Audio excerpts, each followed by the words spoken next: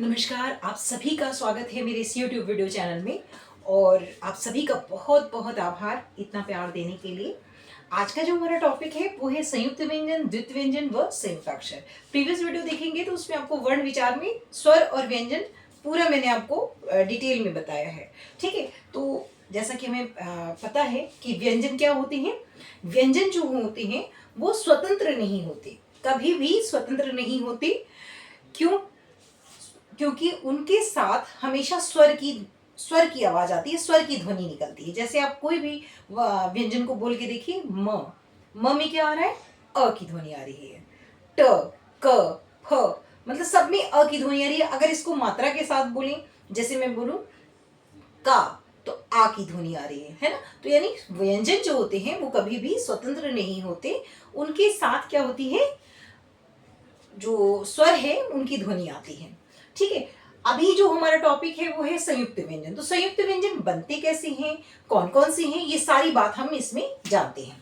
देखिए, संयुक्त व्यंजन, पहले मैं संयुक्त व्यंजन अगर बताऊं तो एक छोटी सी सिंपल डेफिनेशन मैं आपको बताती हूँ। बिल्कुल साधारण सी परिभाषा है संयुक्त व्यंजन। संयुक्त व्यंजन देखिए हमेशा चार हैं हमारे, इसको आपको ध्यान में रखना है कि चार ही संयुक्त व्यंजन हैं। ठीक है, संयुक्त व्यंजन और संयुक्त अक्षर में बहुत गड़बड़ करते हैं सब लोग, तो गड़बड़ नहीं करनी है। और एक चीज और बताना चाहूंगी, इस जो ये टॉपिक है ये बहुत महत्वपूर्ण भी है। महत्वपूर्ण इसलिए कि आप देखेंगे कि थर्ड फोर्थ से हमें ये चीजें पढ़ाई जाती हैं, है ना। Six seventh at her classes में ये होता है। और साथ साथ जो प्रतियोगी परीक्षाएं होती हैं उनमें भी इनसे प्रश्न पूछे जाते हैं। तो महत्वपूर्ण टॉपिक है, थोड़ा ध्यान से आप इनको समझेंगे तो आगे भविष्य में भी आपके काम आएंगे। ठीक है, संयुक्त व्यंजन, अब मैं इसकी परिभाषा की बात करूं तो सिंपल सी एक परिभाषा देखते हैं कि दो भिन्न व्यंजनों के मेल से, है ना, दो भिन्न व्यंजनों के मेल से संयुक्त व्यंजन बनते हैं। ठीक है, संयुक्त व्यंजन बनते हैं। ठीक है, और ये इनकी संख्या कितनी है?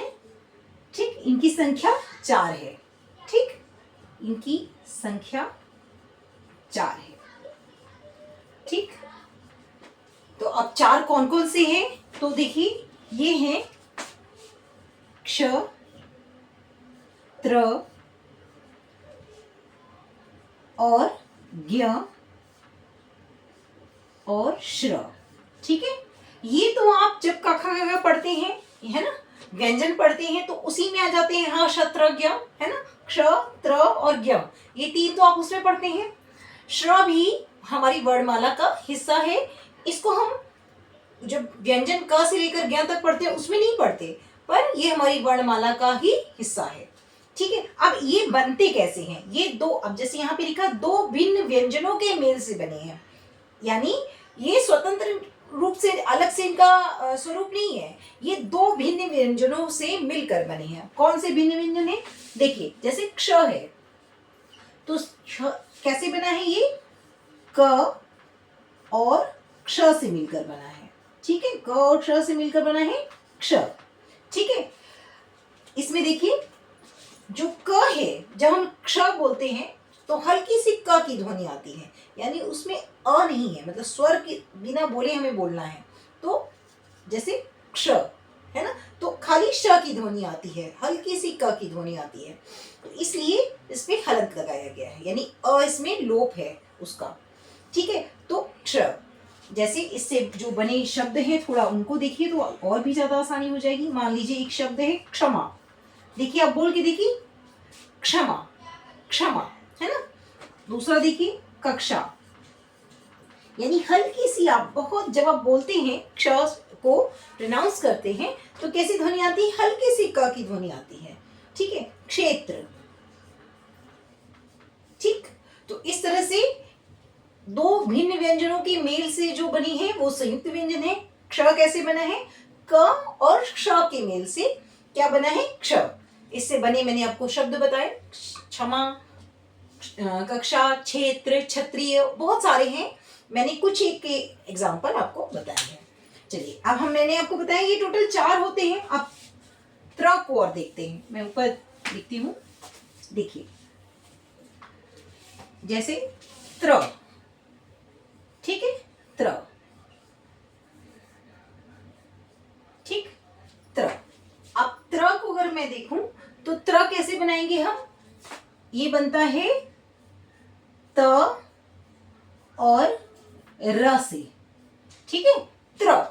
देखिए हल्का सा त, जब हम त्र बोलते हैं, त्रिशूल वाला त्र बोलते हैं, तो उसमें जो त की ध्वनि है वो बहुत कम आती है, त्र, है ना। तो ये हो गया त्र, ठीक है।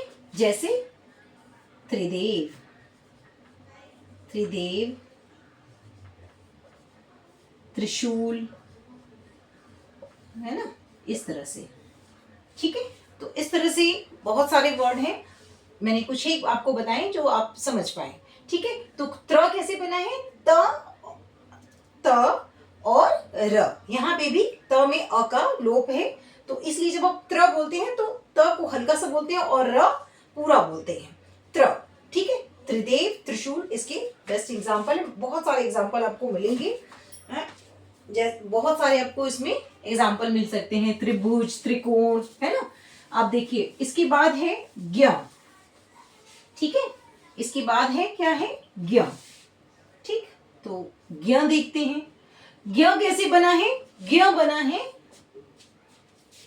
ज और इय, यानी च वर्ग का जो पंचमाक्षर है उसके मेल से बना है, ठीक है।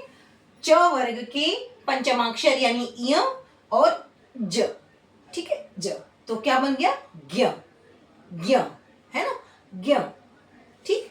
तो अब इससे बने शब्द को भी देख लेते हैं, इससे बने जो शब्द होंगे वो क्या होंगे, जैसे देखिए विज्ञान, वैज्ञानिक, है ना, विशेष नहीं, ज्ञान, अज्ञान, इस तरह से बहुत सारे शब्द बनेंगे, ठीक है। तो ज्ञ, ज्ञ कैसे बना है, ज और इय के मेल से, ज इसमें क्या है, अ का लोप है। आप ये याद रखिए, कई बार क्या होता है, शुद्ध अशुद्धियां जब पूछी जाती है, शुद्ध अशुद्ध वर्तनी, तो अगर ये हलंत है तो यानी उसमें अ का लोप है ना। तो कई बार क्या होता है, चीजें पूछी जाती हैं, इसलिए मैं बार बार इस पे थोड़ा सा आपको फोकस करा रही हूँ कि ये अ का लोप है, यहाँ पर पूरा व्यंजन है, ठीक है, यानी ये अ के लोप से है और ये पूरा है, ठीक है। तो विज्ञान। दूसरा मैंने आपको बताया श्र, ठीक है, श्र, तो ये किससे बना है, श और र। देखिए श्र बोल के देखिए आप, तो श्र में र पूरा प्रोनाउंस कर रहे हैं ना, र जब आप बोल रहे हैं तो पूरा उच्चारण कर रहे हैं उसका, श्र। तो श्रमिक, है ना, ये कैसे बन जाता है, श्रमिक आप पढ़ते हैं, बहुत सारी पढ़ते हैं वैसे तो, श्रमिक, ठीक। श्रीमान, श्रीमान, श्रीमती, है ना, परिश्रम, इस तरह से आप ये सारे जो शब्द हैं इसमें पढ़ते हैं। तो इस तरह से ये टोटल 4 होते हैं। मैंने आपको ये भी बताया कि किन व्यंजनों को जोड़कर बने हैं। क बना है क और श को जोड़कर, है ना। क बना है कैसे, एक बार इसको छोटा सा हम इसका संक्षेप में समझ लेते हैं। देखिए जो श है वो कैसे बना है, क और श के मेल से, ठीक है। अगर मैं फिर त्र देखूं तो त और र के मेल से बना है, ठीक है। ज्ञ, ज्ञ कैसे बना है, ये बना है ज और इय के मेल से, है ना। और इसके बाद श्र, मैंने जैसे आपको बताया, श्र बना है श और र के मेल से। इस तरह से 2 भिन्न व्यंजनों के मेल से ये 4 हमारे संयुक्त व्यंजन बने हैं, ठीक है। अब हम देखेंगे द्वितीय व्यंजन। चलिए द्वितीय व्यंजन शुरू करते हैं। द्वितीय व्यंजन कैसे होते हैं, तो द्वितीय व्यंजन समझते हैं। अभी जैसे मैंने आपको बताया कि 2 भिन्न व्यंजनों के मेल से संयुक्त व्यंजन का निर्माण हुआ था, है ना। यहाँ पे क्या है, दो समान व्यंजन, यानी दोनों समान व्यंजन होंगे, व्यंजन के मेल से द्वित्व व्यंजन बनते हैं, है ना, द्वित्व व्यंजन बनते हैं, ठीक है। और ये बहुत सारे होते हैं, है ना, बहुत सारे होते हैं। जब आप शब्दों को पढ़ेंगे तो आपको लगेगा कि हाँ, इस तरह के बहुत सारे शब्द होते हैं। इनकी कोई निश्चित संख्या नहीं है, जैसे वो 4 ही होते हैं, लेकिन ये कई सारे हो सकते हैं, ठीक है। देखिए, जैसे एक है, मान लीजिए मैंने लिखा क और का, है ना। तो इसमें क्या है, दो व्यंजन आए, दोनों समान व्यंजन हैं, अलग अलग नहीं है, दो समान व्यंजन इसमें आए हैं, ठीक है। दो क्या है, समान व्यंजन है, ठीक। अगर इसको मैं थोड़ा सा और विस्तार से बताऊं तो ये ऐसे होंगे, ठीक है। यानी क और क, तो बन गया क, क, यानी क और का। तो हम का नहीं पढ़ेंगे, का, यानी कि 2 बार क की ध्वनि आएगी। जैसे इससे बना शब्द अगर कोई देखूं तो हो सकता है मक्का, है ना। तो क पे हल्का सा हम रुकेंगे और फिर का, मक्का, है ना। तो एक बार हल्की ध्वनि आती है, फिर पूर्ण ध्वनि आती है। इस तरह से ये क्या होते हैं, ये द्वितीय व्यंजन है, क्योंकि दोनों समान हैं, दोनों एक जैसे व्यंजन है, ठीक है। और देख सकते हैं, जैसे एक हो सकता है न, ये बहुत सारे होते हैं। ऐसा नहीं है कि सिर्फ जैसे ये 4 हैं कि नहीं, लेकिन ये बहुत सारे हो सकते हैं, ठीक। तो ये हो जाएगा ना, ठीक है। तो इससे बना शब्द देखिए, जैसे गन्ना, ठीक है। और भी है, बहुत सारे हैं। आप अगर जब आप किताबें पढ़ते हैं तो आप देखेंगे, आप बहुत सारे पाएंगे, हैं, ठीक है।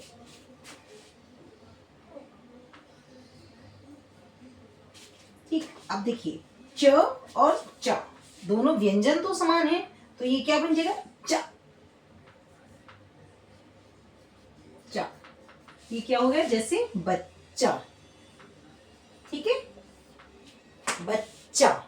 इस तरह से बहुत सारा, बच्चा, सच्चा, इस तरह से बहुत सारे बनेंगे। और भी हैं, त वाले भी आएंगे, है ना। तो इस तरह से बहुत सारे व्यंजनों को, जब मतलब दोनों समान व्यंजन को मिलाकर जब कोई व्यंजन का निर्माण होगा, तो वहां पे हमेशा द्वित्व व्यंजन होंगे, और इनकी संख्या निश्चित नहीं है, ठीक है। इनकी कोई निश्चित संख्या नहीं है। जैसे संयुक्त व्यंजन में 4 होते हैं, पर इनकी संख्या क्या है, निश्चित नहीं है। इसके बाद अगर हम देखें संयुक्ताक्षर, ठीक है। तो संयुक्ताक्षर क्या होते हैं, आप थोड़ा ये समझिए। देखिए, ये जो संयुक्ताक्षर है ना, इसी से इसको लोग क्लैश कर देते हैं, मतलब ये दोनों क्या होते हैं, क्लैश हो जाते हैं। कई बार लोग गड़बड़ कर देते हैं, यहाँ गड़बड़ नहीं करनी है, यहाँ थोड़ा हमें समझना है। मैं द्वितीय व्यंजन हटाती हूँ, आपको संयुक्ताक्षर बताती हूँ कि संयुक्ताक्षर क्या होंगे। देखिए, संयुक्ताक्षर क्या है, जब हम संयुक्ताक्षर को पढ़ते हैं तो उसमें क्या होते हैं, अक्षर होते हैं। और किस तरह के अक्षर हैं, जो दो अलग व्यंजनों से मिलकर बने हैं, है ना।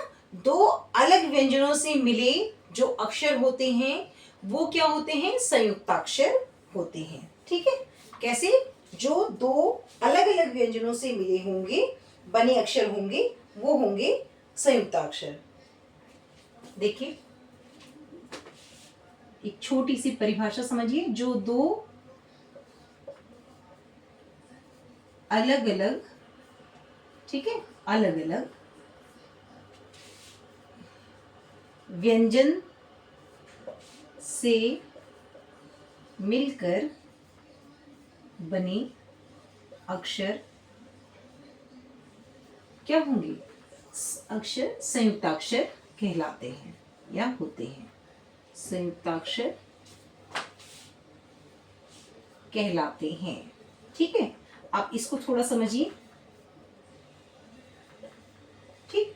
अब देखिए, जैसे एक मैं लिखती हूं ठीक है, ये क्या लिखा है, क और या, क में अ का लोप है यहाँ पर, तो ये क्या बन गया, क्या। ठीक है, तो अब जैसे इससे बना शब्द क्या हो सकता है, क्यारी, है ना, हो सकता है ना क्यारी, है ना, क्या अपने आप में भी क्या एक शब्द है। ठीक है, तो इस तरह से क्या है, देखिए यहाँ पे भी व्यंजन दूसरा है और यहाँ पे भी व्यंजन दूसरा है। ठीक है, तो दो अलग अलग व्यंजन से मिलकर अक्षर जो बनते हैं वो होते हैं संयुक्ताक्षर। ठीक है, तो क्या, जैसे मैंने एक आपको बताया, इसके अलावा देखिए एक और हो सकता है, एक क्या बहुत सारे हो सकते हैं। एक मान लीजिए है स और वा, है ना, तो क्या बन गया, स्वा। क्या बन गया, ये स्वा। क्योंकि अ का लोप है यानी आधा है, तो हम क्या बोलेंगे, स्वा, यानी स की ध्वनि कम आएगी और वा की ध्वनि पूर्ण आएगी, तो स्वा। अब स्वा से क्या बन सकता है, स्वा से बन सकता है जैसे स्वागत, बन सकता है ना, स्वागत। ठीक है, तो देखिए कितना इजी है। अब आपको ध्यान रखना है कि संयुक्ताक्षर क्या होंगे, जब भी दो अलग अलग व्यंजन होंगे वहां पे क्या होगा, अलग अलग व्यंजन मिलकर कोई अक्षर बनाते हैं, कोई शब्द बना रहे हैं, वहां पर होंगे संयुक्त अक्षर। ठीक है, वहां क्या होंगे, संयुक्त अक्षर होंगे। और संयुक्त व्यंजन क्या होते हैं, जो दो भिन्न व्यंजनों से मिलकर बने वर्ण है या व्यंजन है, वो संयुक्त व्यंजन है। संयुक्त अक्षर वो हैं जो दो अलग अलग व्यंजन से मिलकर बने हैं होते हैं, वो क्या कहलाते हैं, वो कहलाते हैं संयुक्ताक्षर। ठीक है, कंफ्यूज नहीं होना है बिल्कुल भी। जैसे ये मैंने आपको बता दिया, इसके अलावा बहुत सारे हो सकते हैं। आप आधे वर्ण वाले जितने भी अगर आप देखेंगे वो सारे ऐसे ही होते हैं। एक जैसे मान लीजिए ध और व, ये आधा ध है तो ये क्या बन गया, ध्व। तो क्या बन जाएगा, जैसे एक ध्वनि हो सकता है ना, ध्वनि। और क्या हो सकता है, ध्वज हो सकता है। ठीक है, तो इस तरह से ये क्या है, ये सारे संयुक्ताक्षर हैं। ठीक है, तो यहां तक मैंने आपको बताया कि द्वितीय व्यंजन क्या होते हैं, संयुक्त व्यंजन क्या होते हैं और संयुक्ताक्षर क्या होते हैं। इनमें आपको डिफरेंस समझ में आ गया होगा कि जब भी दो भिन्न व्यंजनों को मेल होता है और वहां पर अगर किसी व्यंजन का निर्माण हो रहा है, वो क्या है, संयुक्त व्यंजन है। ये टोटल 4 हैं। इसके बाद द्वितीय व्यंजन, जो समान दो व्यंजनों के मिलने पर क्या होगा, द्वितीय व्यंजन बनेगा। ठीक है, इसके बाद संयुक्त अक्षर, जो दो अलग अलग व्यंजन से मिलकर अगर किसी शब्द की रचना की जाती है, किसी अक्षर का निर्माण होता है, तो वहां पे किसी अक्षर का निर्माण हो रहा है, वहां पर क्या हो जाएगा, वहां पर संयुक्ताक्षर होगा। एग्जाम्पल के लिए मैंने आपको बताए हैं, कुछ एक बताए हैं, बाकी सारे क्या हैं, और बहुत सारे हैं। ये निश्चित ऐसे नहीं है कि बिल्कुल निश्चित है। ठीक है, तो सिर्फ संयुक्त व्यंजन ही एकमात्र ऐसे हैं जो बिल्कुल निश्चित हैं कि ये 4 ही होते हैं। इसके अलावा ये बहुत सारे होते हैं, चाहे वो द्वितीय व्यंजन हो, चाहे वो संयुक्ताक्षर हो। ठीक है, चलिए, अगर आप अच्छा लगे वीडियो तो लाइक, सब्सक्राइब और शेयर करें। मिलेंगे अगले वीडियो में और फिर नए टॉपिक के साथ। तब तक के लिए धन्यवाद।